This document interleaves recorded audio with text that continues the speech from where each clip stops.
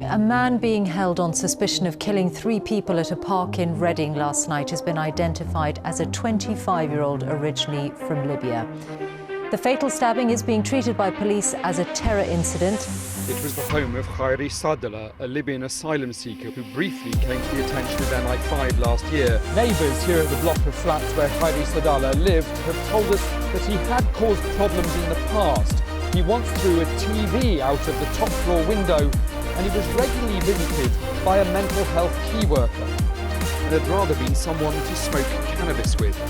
These things like near you, I mean, whenever we used to meet up, we used to all talk about drinking whiskey and how different ganja affects the different thinking of mind. As in designating it a terrorist crime, they are convinced that there is evidence that he was pursuing a racial, religious, political or ideological cause. 22-year-old Salman Abedi, whose own family were worried about his behaviour.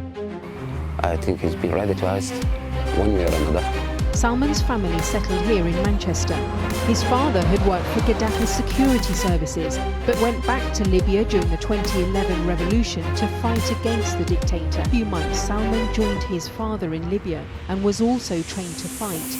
But could he have been instructed in how to make a bomb like that used in Monday's attack? And today the French authorities suggested Salman was one of them. Today, we only know what we have learned from British investigators. Indeed, someone of British nationality, of Libyan origins, but who had grown up in Great Britain, who all of a sudden took a trip to Libya and then probably in Syria was radicalised and then decided to commit this attack. Salman Abedi had links with a number of other young men from his neighbourhood who had joined ISIS. Abedi. Channel 4 News has been told that concerns about his behaviour had been reported to the police by members of his community. The father of the Manchester bomber is Ramadan Abedi.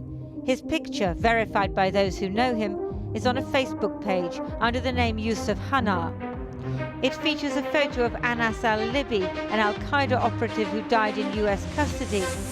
But questions on how much attention MI5 paid to the Manchester bomber and his trips abroad will have to wait.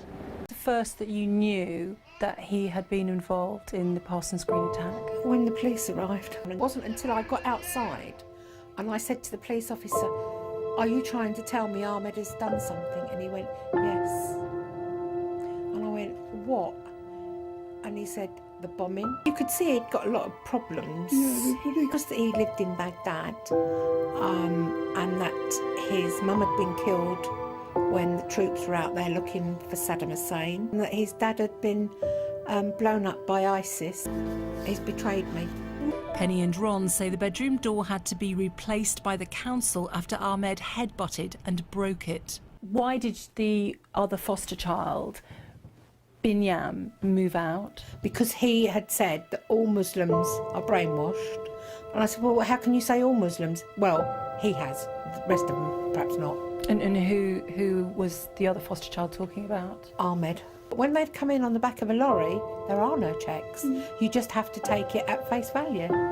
He was in the camp at Calais for a long time, managed to get himself in a truck, got himself over, and the last place before he came to me, he was living in a student accommodation all on his own.